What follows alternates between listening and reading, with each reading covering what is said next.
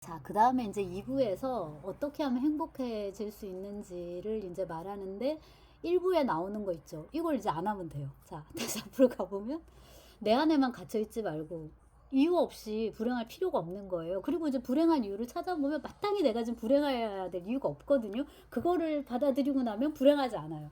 자, 그 다음에 경쟁의 철학에서 조금 한 걸음 물러서면 비교와 경쟁으로부터 나 자신을 자유롭게 하는 훈련이 조금 이제 필요할 거고요.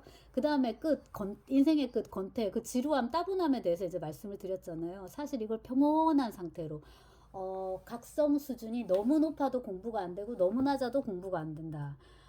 스트레스라는 거는 나쁜 일에서만 오는 게 아니라 좋은 일에서도 오거든요. 그래서 결혼 뭐 이런 거, 생일자 파티 이런 것들이 우리의 스트레스 지수를 되게 높여요. 그러니까 그런 일들도 최대한 이제 어느 정도 이렇게 러시아어로 레귤리러 바츠라고 하는데 이렇게 완만하게 만들 필요가 있어요. 튀어나간 것, 들어간 것에 이렇게 눌러가지고 통평하게 할 필요가 있단 말이에요. 그런 걸로 받아들이는 거죠. 한편으로는 이 권태라는 거를. 자, 그 다음에 질투 이제 많이 얘기를 했고요. 죄책감, 죄의식 굳이 가질 필요 없고 그걸로 인해서 내 도덕감을 막 굳이 깨끗하게 할 필요 없어요, 여러분. 그 뭐 톨스토이나 도스옙스키 아닌 다음에는 혹은 그들도 그거 가지고 소설을 썼으니까 의미가 있는 거지. 그냥 사회인으로서 그들이 가지고 있는 그 예민한 도덕감이라는 거는 진짜 옆에 사람 피곤하게 만드는 도덕감이고 한편으로는 뭐예요? 오지랖도 그런 오지랖이 없는데 뭐 그런 것에 대해서는 제가 도스옙스키 톨소이 작품 동영상에 많이 찍어놨습니다. 자, 그렇고 모두가 나만 미워해 이것도 마찬가지죠. 굉장히 러시아 문학적인 어떤 그 주제인데요. 그리고 이제 러시아 문학에서는 특히 체홉 같은 인물들, 물론 도스옙스키도 그렇지만은 특히나 이제 그 라스콜리니코프 이런 마찬가지 그런 게 있는데요. 열등감이 그 체홉 소설에서 굉장히 희극적으로 잘 표현이 되는데 말이 나온 김에 여러분 홍상수 영화를 제가 또 몰아서 지금 아주 신나게 보고 있는데요. 이 피의식에 절어 있는 찌질한 그런 인물들이 많이 나오잖아요. 지식인들이 홍상수 영화에서. 근데 이제 비교적 젊었을 때 홍상수는 남자 주인공들이 많았는데 그러면 이제 여자에 대해서 또 되게 찌질한 모습을 보이죠. 그들이 뭐 교수건 뭐 영화 감독이건 시간 강산 진짜 찌질해 보이고 그 오케이 영화에서 이성균 사실 이성균 씨 보려고 이제 오케이 영화를 다운 받았는데 거기서 진짜 찰떡이더라고요. 그 홍상수의 페르소나로서. 그다음에 이제 그 늙은 근데 성공했죠. 교수가 됐으니까 그런 페르소나는 문성근인데 아무튼 이제 이런 찌질한 이런 캐릭터들. 근데 이제 나이 들어서는 여성 캐릭터가 많이 나오더라고요. 그래서 그 이자벨 윗배를 원래도 좋아하는데 저기 클레어의 카메라 그다음에 소설가의 영화인가 거기는 이혜영이라는 배우가 나오는데 나이 드신 분들은 아실 거예요. 젊으신 분들은 모를 거고 그 이만희 감독의 딸입니다. 근데 제가 어릴 때 그분이 중년이었을 때 되게 멋있었는데 지금 이제 노년의 모습이 되게 좋더라고. 홍상수 영화에서 흑백으로 그런 지적인 모습. 근데 그렇게 말하자면 일가를 이룬 사람도 이거 나만 불행해라는 의식에 모두가 이게 뭐야 나만 미워해라는 의식에 조금은 사로잡혀 있어요. 어떤 열등감이 있고 그 다음에 자기의 소설이 영화화되지 못한 것이 돈 때문이다. 하지만 돈 때문만은 아니었을 것이다. 돈 때문이라도 짜증이 나고 그것만은 아니었을 거라도 라도 짜증이 나고 막 이런 것들이 있어요. 그래서 그 일촉즉발의 어떤 예민함 이런 걸 가지고 있죠. 근데 이제 그거를 표현하는 방식이 희극적으로 표현하는 방식이 성이고요. 니들이 그렇게 잘난 척 해봤자 너는 그냥 여자랑 자고 싶은 남자일 뿐이잖아. 이거 하나 있고 근데 이건 이제 많이 줄어들었더라고요. 정사장만 많이 없고 그 다음에 화장실이에요. 화장실 영화에 보면 꼭 화장실 장면이 나오거든요. 그래 분들 니네들은 그냥 오줌 싸는 동물일 뿐이야. 한 마리의 잡식 동물일 뿐이야. 이거를 되게 지적으로 잘 보여주죠. 이 모두가 나만 미워해. 요게 이제 그 홍상수 돼지가 우물에 빠진 날에서 요즘 유명하대요. 김의성 배우가 맡았던 건데 거기 삼류 작가거든요. 되게 찌질해요. 이제 그런 걸 표현하는데 우리가 이제 그런 걸로부터 조금씩 이제 멀어지고 적어도 이제 거리를 두고 하면은 불행해지지 않을 수 있는 거죠. 그래서 저는 홍상수 영화를 보면은 많이 웃게 되고 또 웃기는 홍상수 영화가 좋고 웃고 나면 좀 저 자신으로 되게 거리를 둘 수 있게 돼요. 그러니까 말씀드린 그 오키의 영화에서는 도입부의 그 시간 강사 이성균에게 굉장히 많이 몰입됐었어요. 예.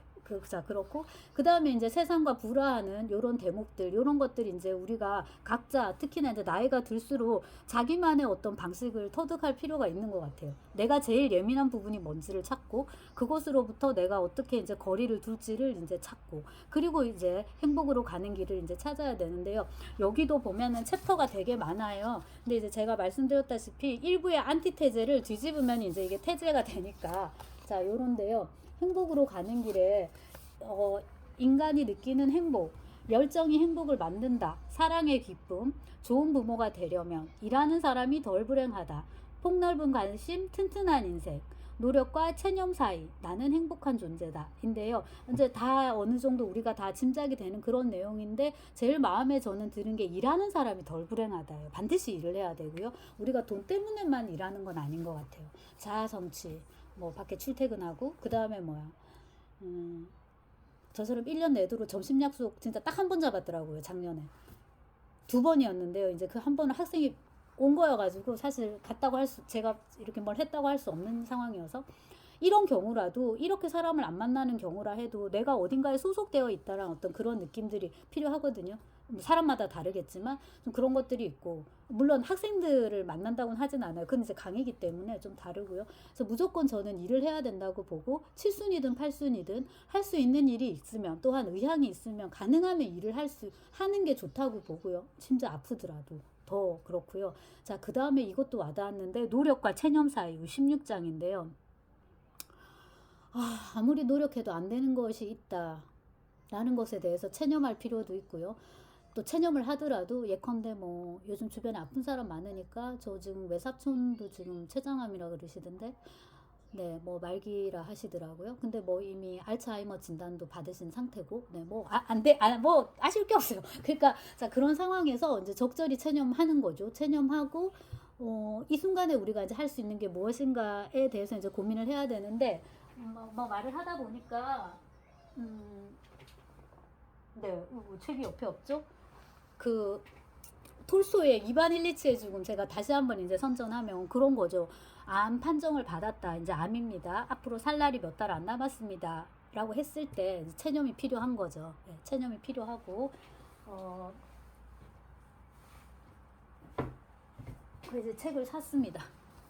이 죽음과 죽어감 에서 엘리자베스 퀴블러 로스 원체 유명한 책이라 그 전에 읽었어야 됐는데 뭐 제가 행복했나 보죠. 죽음에 대해서 생각하지 않아도 될 정도로 이제 이 책에서 많이 논의되는 대로 정리가 잘 돼 있는 대로 이제 우리가 그 체념을 해야죠. 수용하고 포기할 건 포기하고 그러고 이제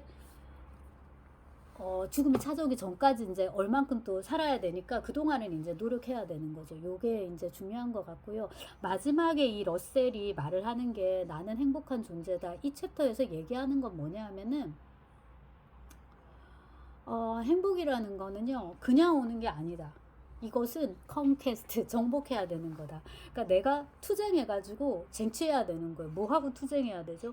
그거는 옆집 강사랑 경쟁하는 게 아니고 옆집 소설가랑 다른 소설가랑 뭐 경쟁해갖고 내가 내 소설 잘 쓸 것도 아니고 잘 써지지도 않고 그런다고 잘 써지지도 않고 지금 뭐 소설도 많이 읽고 있는데 김영하의 뭐 작별인사 그 다음에 정지하의 뭐지 아버지 해방일지 다 너무 좋더라고요. 그래서 이제 쌓아놓고 막 이것저것 막 병렬 독서 그렇게 막 하고 있는데 그렇다고 해서 뭐 질투한다고 잘 써질 것도 아니고 경쟁한다고 잘 쓸 수 있으면 얼마든지 하지. 근데 저는 또 이제 그런 이른바 이 경쟁 시스템에서 비교적 우위를 점한 인력이란 말이에요. 근데 이제 그 무상함을 이미 또 다 우리가 알기도 하고.